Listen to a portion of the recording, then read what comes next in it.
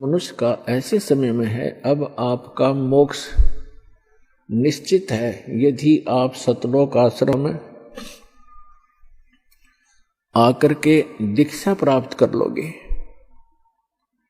आपको यहाँ सांसारिक सुख भी होंगे, क्योंकि हम भक्ति तभी कर सकते हैं जब हमारा जो माइंड है, हमारा दिमाग है, ये टेंशन फ्री होगा। और टेंशन फ्री कैसे होगा? परमात्मा के सहयोग से होगा। जिन कारणों से हमें परेशानियां हैं उनसे हमें टेंशन है।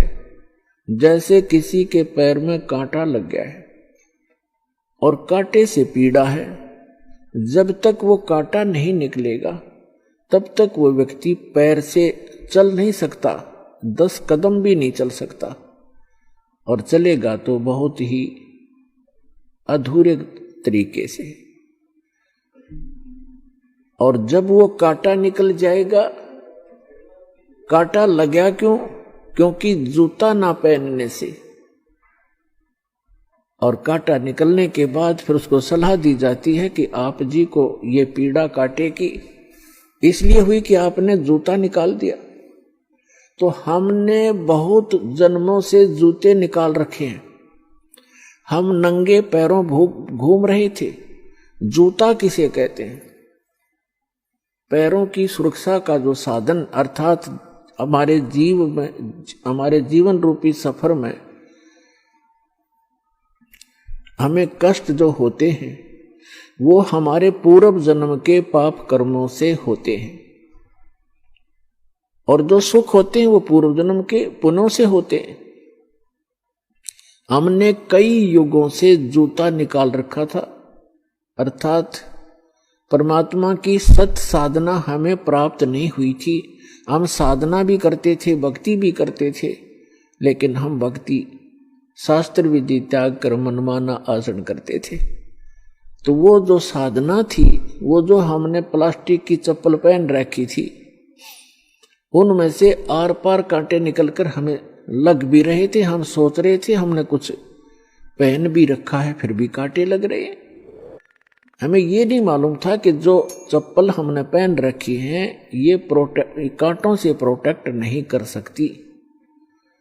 मोटी तली का जूता जो कांटों को भी मसलता हुआ चले, वो है सत साधना, शास्त्र अनुकूल भक्ति। तो पुण्यात्मा, अभी तक हम सभी शास्त्र विधि त्याग कर मनमानी पूजाएं कर रहे थे, जो नकली संतों, आचार्यों, शंकराचार्यों, ऋषि महर्षियों, नकली महर्षियों से प्राप्त थी। और जिस कारण से हम युगों युगों से हमारे पैर कांटों से भरे पड़े हैं, यानी पाप कर्मों से हम सने पड़े हैं। उन पाप कर्मों से अब छुटकारा पाने का तरीका मिल गया हमें। अभी तक उन कांटों को निकालने का साधन किसी के पास नहीं था। सभी ये कह देते थे कि जो आपके प्रारब्ध में लिखा हुआ है, अर्थात आपकी किस्मत में जो लिखा हुआ है वो तो भोगना ही पड़ेगा। और साथ में ये भी सलाह देते थे कि भक्ति तो करते ही रहना चाहिए, भविष्य में आपको सुख हो जाएगा। तो पुण्यात्माओं, जिसके पैर में कांटा लगा हो और उसको कोई सलाह दे कि आपके पैर का कांटा तो निकल नहीं सकेगा, ये तो पैर में ही रहेगा आजीवन। अब आप जूते पहन लो, भविष्य में कांटा नहीं लगेगा। कांटा लगे पैर में जूता पहना ही नहीं जा सकता, यानी कोई टेंशन युक्त व्यक्ति भक्ति कर ही नहीं सकता। अब वो कांटा निकले और फिर उसको सलाह दी जाए, वो तो फिर उसको भी अंडरस्टूड हो जाएगा कि हाँ, ये दुख मुझे किस कारण से आया। फिर वो कभी जूता नहीं उतारेगा। तो पुण्यात्माओं, ये युगों युगों के जन्म जन्म के कांटे सतलोक आश्रम बरवाला में कबीर परमात्मा की सत भक्ति ही निकाल सकती है, जो यहां पर निकल रही है। और फिर आपको शास्त्र अनुकूल साधना दी जाती है। वो ऐसा मोटे तली का जूता है, इसमें से कांटे लग ही नहीं सकते। तो मर्यादा और भक्ति आप करते रहना, आपके जीवन में सारे सुख होंगे, पिछले जो जितने भी कष्ट हैं आपके निवारण होंगे। अब जैसे किसी को किसी भी कारण से टेंशन बनी हुई है, अब उसको कोई कहे कि तू भक्ति कर ले और जो दुख है वो तो तेरा बना ही रहेगा, वो कभी नहीं कर सकता। वैसे तो जितने भी संत महात्मा हैं ये नकली डुप्लीकेट, ये पहले कोई दुखी प्राणी इनके पास जाता है, प्रत्येक को जंतर मंतर पैसे अनुष्ठान करूंगा इतने पैसे दे दे, ऐसे करूंगा ऐसे कर दे, वो सारा कुछ करते भी हैं। लास्ट में कह देते हैं भाई देखो हमने तो जो करना था कर दिया, अब ये तेरे भाग्य में है, तेरी किस्मत में है, तेरे प्रारब्ध में क्या तेरे प्रारब्ध में है, ये तो भोगना ही पड़ेगा बच्चा। लेकिन आत्मा फिर भी संतुष्ट नहीं होती, उसको त्याग कर वो किसी और दूसरे अधिक सुप्रसिद्ध संत के पास या कोई जंतर मंत्र करने वाले के पास अवश्य जाएगा, और ये भटकता ही रहेगा दुखी प्राणी, या तो मर जाएगा और या फिर नास्तिक हो जाएगा, यदि उसको सत साधना और पूर्ण परमात्मा की सत भक्ति सतगुरु के माध्यम से नहीं मिलती है। जब आपको सतगुरु के माध्यम से सत भक्ति प्राप्त हो जाती है, फिर आपके वो दुख जो आए थे वो टलेंगे, वो तो समाप्त हो जाएंगे, और फिर आपको महसूस होगा कि आज यदि शरण में नहीं होता, इस सत साधना नहीं कर रहा होता, कबीर परमेश्वर की शरण नहीं होती, आज मुझे इतनी हानि होनी थी सोच भी नहीं सकते, या तो मृत्यु हो जाती। ऐसी दुर्घटना टालेगा ये कबीर भगवान आपकी, आप देखते ही रह जाओगे। भगवान का जो रोल हुआ करता है ये परमात्मा आपको स्पष्ट करके दिखाएगा। तो पुण्यात्माओं, आपका घना सौभाग्य है कि आप जी को सतलोक आश्रम बरवाला में आने का सौभाग्य प्राप्त हुआ। एक दिन पूरा विश्व आएगा, पूरे विश्व को ये भक्ति करनी पड़ेगी। अभी तो हम अपने एक मानव सोच के आधार से यहाँ के विकास को ही महत्व देते हैं। कोठी बना लेना, बढ़िया लंबी कार खरीद लेना और बैंक बैलेंस बना लेना, कोई फैक्ट्री लगा लेना, कोई मंत्री, मुख्यमंत्री, प्रधानमंत्री या राष्ट्रपति बनकर हम ये सोच लेते हैं हमने मानुष जीवन का जो लक्ष्य पूरा कर लिया। मानुष जीवन का तो काम भी स्टार्ट नहीं किया आपने। अब ये मुखिया, प्रधानमंत्री, मुख्यमंत्री ये तो हर एक ग्रुप में होते हैं। हम पढ़ा करते थे कि ये मधुमक्खियों में भी एक रानी मक्खी होती है, वो राजा रानी फिर वहां भी वही कंट्रोल में लगे रहते हैं और फिर गधे बन जाते हैं। यानी कहने का भाव ये है कि यदि हम मनुष्य जीवन पाकर सतभक्ति नहीं करेंगे तो जो जिसको आप अपने जीवन की उपलब्धि मानते हो, जैसे कोई इंजीनियर बन गया, कोई डॉक्टर बन गया, कोई मंत्री बन गया, एमएलए चेयरमैन बन गया, मुख्यमंत्री बन गया, कोई आईएएस आईपीएस बन गया या कोई जज बन गया, ये सोचा हमने पूरा कर दिया मनुष्य जीवन। मनुष्य जीवन तो स्टार्ट भी नहीं हुआ आपका, जो मनुष्य जीवन से कार्य आपने करना था। तो ये बात सब क्या समझ में आवेगी, क्योंकि अभी तक ऐसा ज्ञान हमें मिला ही नहीं था जो आत्मा को झंझोड़ कर धर दे। ये झंझोड़ कर धर देगा, विवश कर देगा आपको सोचने के लिए कि क्या कर रहे हो और करना क्या चाहिए था। परमात्मा बताते हैं कि अगम निगम को खोज ले बुद्धि विवेक विचार, उदय अस्त का राज मिले बिना तो बिन नाम बिगार। यदि भक्ति नहीं ठीक है, भक्ति करें, सत भक्ति करें, अपना जो कर्तव्य मिला है, सेवा जनता की मिली है, चाहे मंत्री बने, प्रधानमंत्री बने, मुख्यमंत्री भी बनते हैं, तो एक सेवक बनकर करना चाहिए।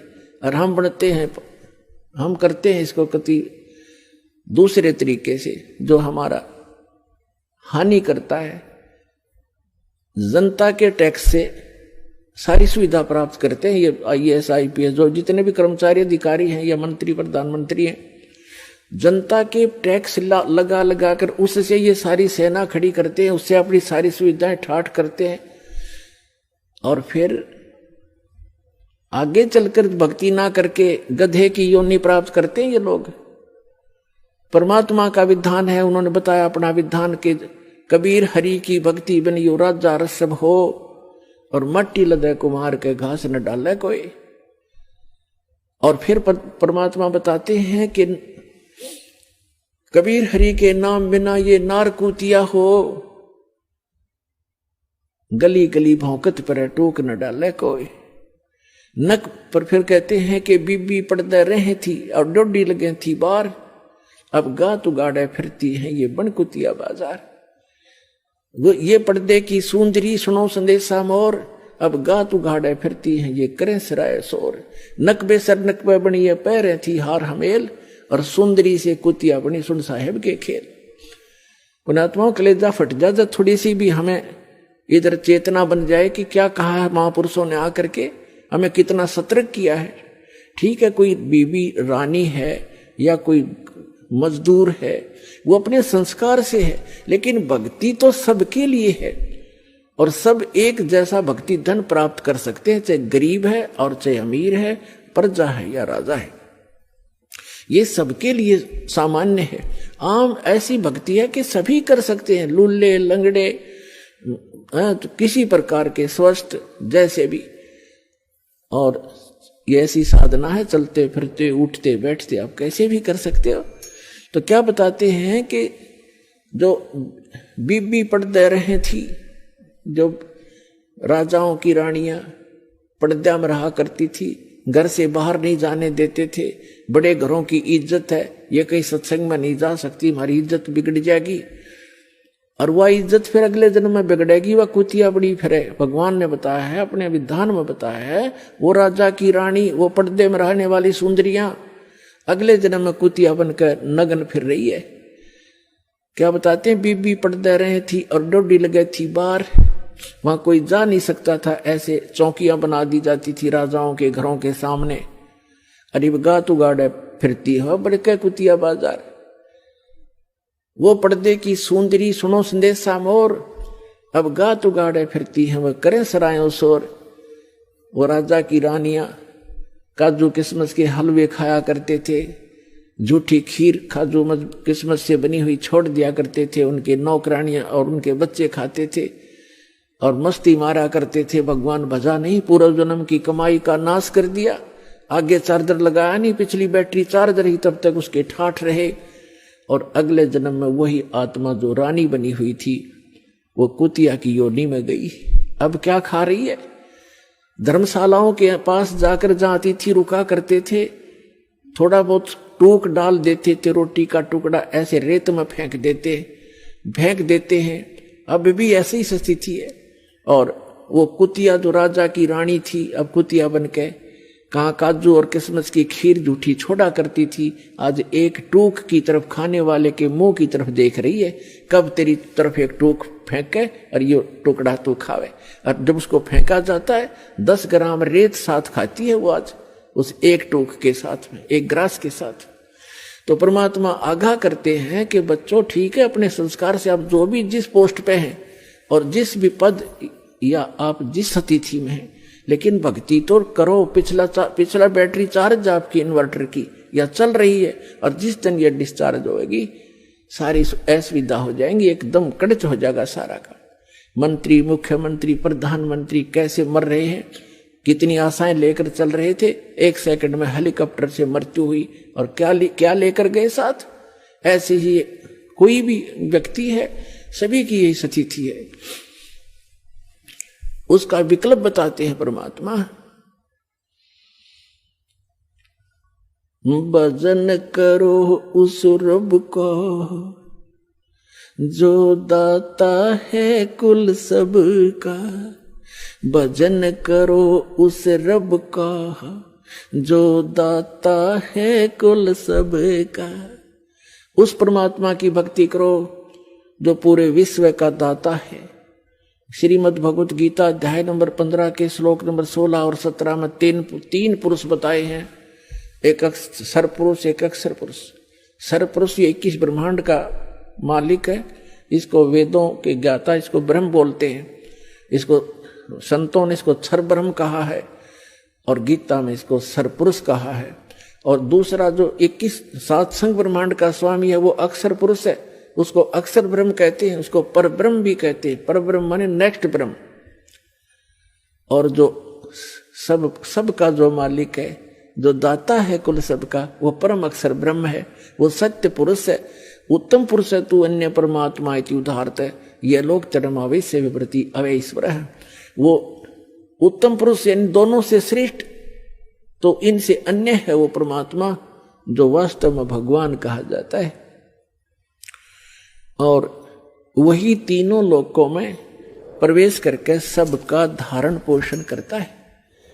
उस परमात्मा की भक्ति करो, भजन करो उस रब का जो दाता है कुल सबका।